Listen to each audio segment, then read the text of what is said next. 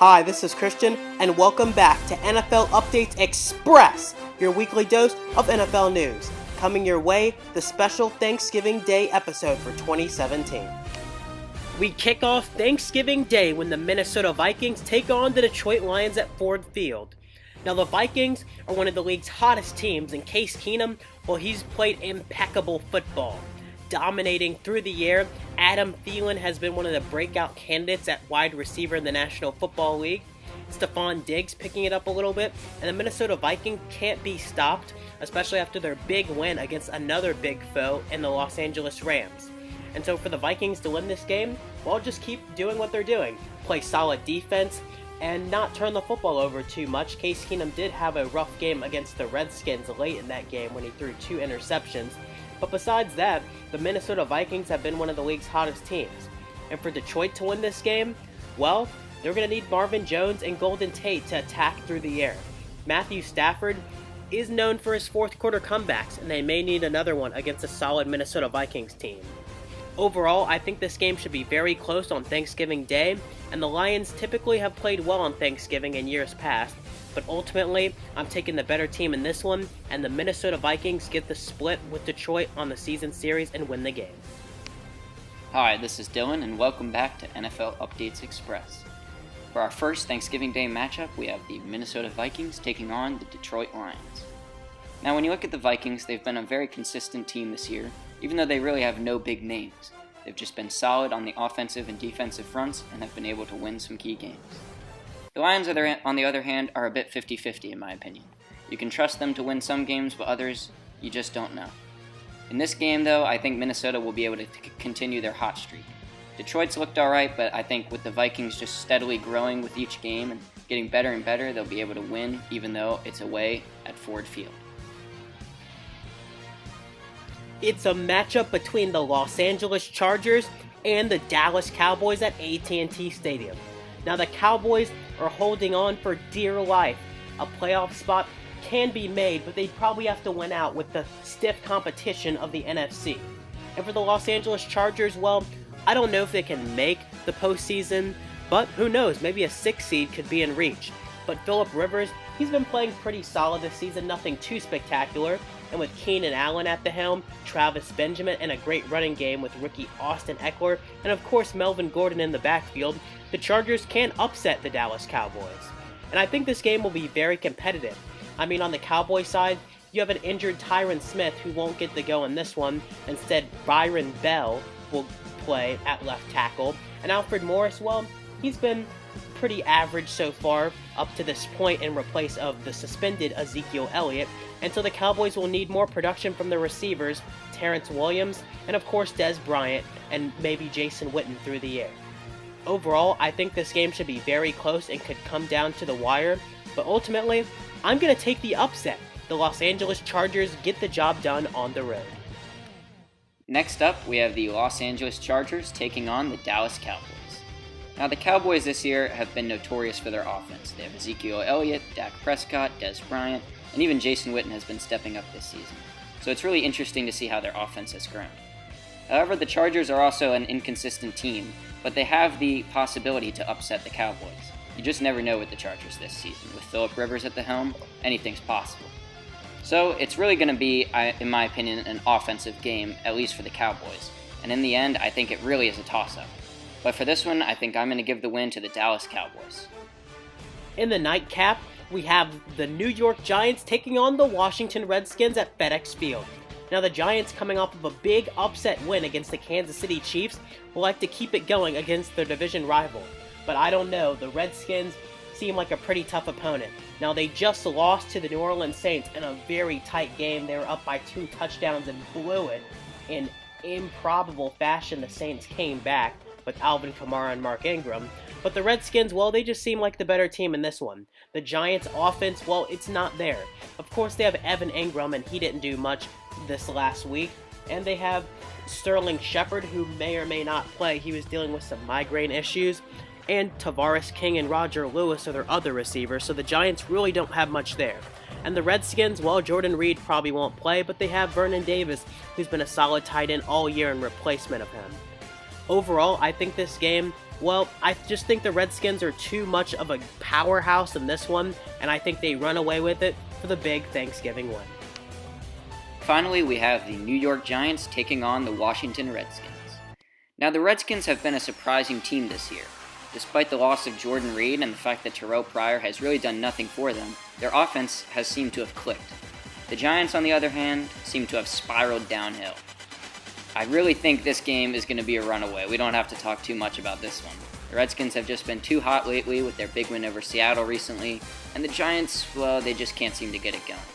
With that loss to the 49ers, I think the deal has been sealed that they are just not in for a good season. So for this one, I think I'm going to give it to the Washington Redskins.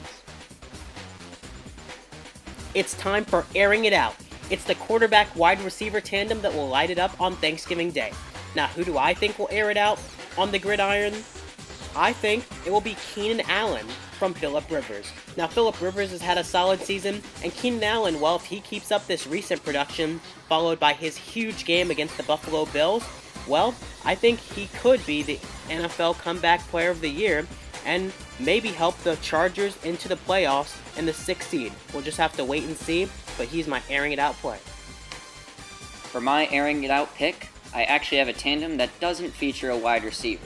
Here, it's a tight end, and I think it's going to be Dak Prescott to Jason Witten.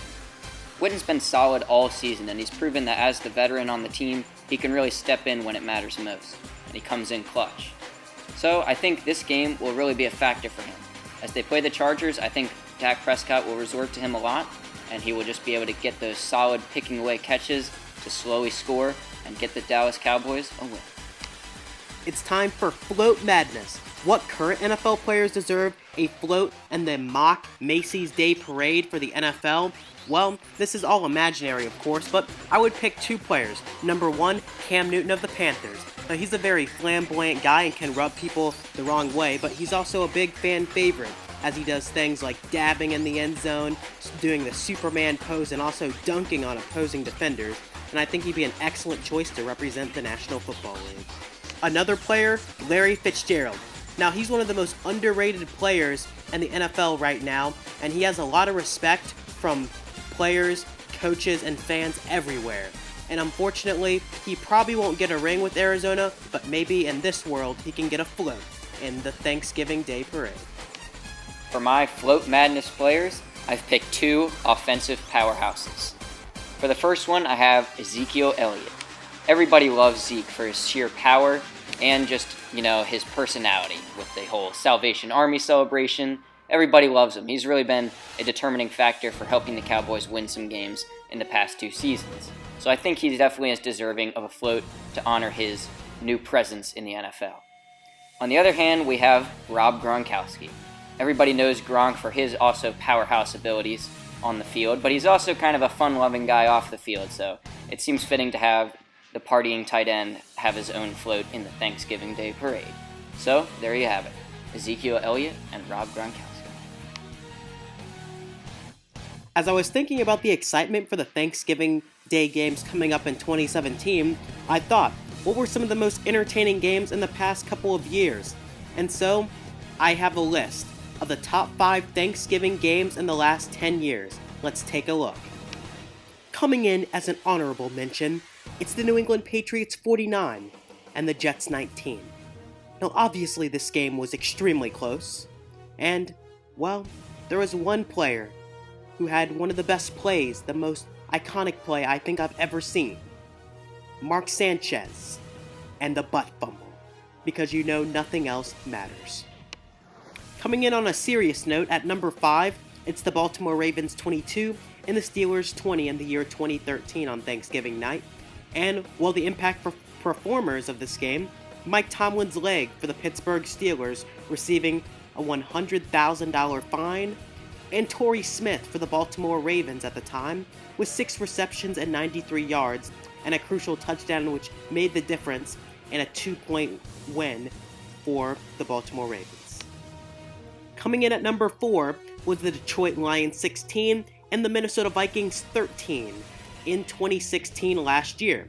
Now this game was a very defensive battle, but Anquan Bolden came through for Detroit with 7 receptions for 69 yards and a touchdown, and Kyle Rudolph for the Minnesota Vikings had a nice day with 9 receptions and 64 yards. But it was Darius Slay's interception off of Sam Bradford which made the difference, as Matt Prater for Detroit kicked the game-winning field goal at the end of regulation to send Detroit over the rival Minnesota.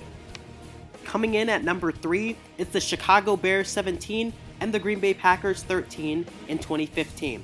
Now, Alshon Jeffrey had a great game with 90 yards receiving, and Eddie Lacy had over 105 yards on the ground.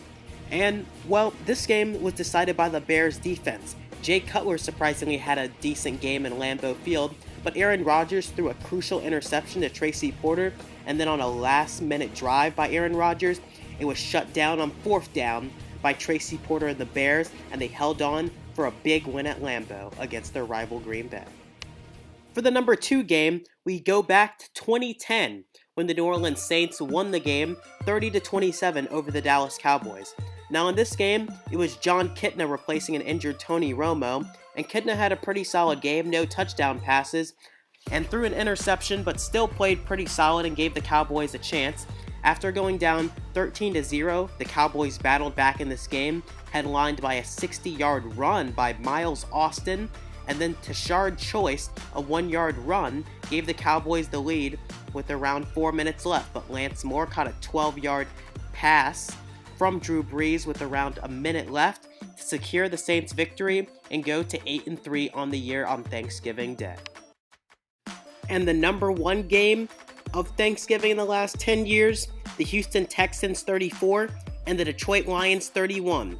Now the Lions had every chance to win this game, and there was a questionable challenge flag thrown when Houston's Justin Forsett scored on an 81-yard touchdown in the 3rd quarter, and replays showed that Forsett was down near the midfield line, but Schwartz negated the automatic review by challenging the play and was called for unsportsmanlike conduct. This game eventually went into overtime where the Texans won it. They missed a field goal in overtime, but so did Jason Hanson, the kicker for Detroit, and then Shane Graham with redemption, as the Texans were able to win. The impact performers of this game, Calvin Johnson on the Detroit Lions, 8 receptions for 140 yards and a touchdown, and Ryan Broyles, the rookie for the Lions at the time, with 6 receptions for 126 yards. And for the Houston Texans, well, Andre Johnson went off. 9 receptions for 188 yards, no touchdowns, and Arian Foster, 20 carries for 102 yards and 2 touchdowns in this game. It's time for the Stardom Situm Fantasy Analysis for Thanksgiving Day. Now I'm not going to talk about the obvious players to start, but how about some players that you might want to start and sit that might not be in consideration? Starting, I would say Sterling Shepard would be a player to start. Now the Redskins defense has had its moments, but Sterling Shepard is pretty much the only target for the New York Giants. I mean, they do have Evan Engram, but I'm sure the Redskins are going to lock in on him. So I would start Sterling Shepard at flex if you need somebody. A sleeper? Well, if you need a defense for this week, how about the Los Angeles Chargers? I think that the Chargers could get a couple of sacks as the Dallas Cowboys offensive line has struggled in the past few weeks without their left tackle Tyron Smith. And so I think if you need a defense, they could pick up a couple of sacks and maybe an interception off of Prescott and have some fantasy numbers there. Who should you sit in this game? Well, I would sit Amir Abdullah of the Detroit Lions.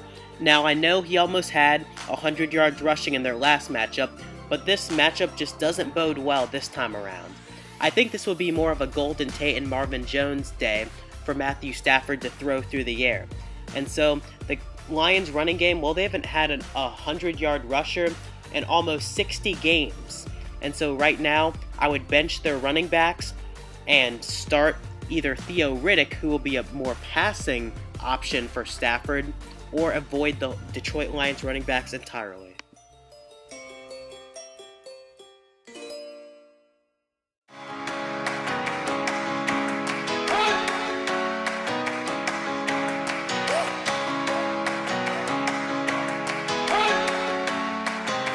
You better not be the one to doubt us, 'cause we've been putting in the hours. Thank you so much for watching NFL Updates Express, and have a happy Thanksgiving. We'll see you next time.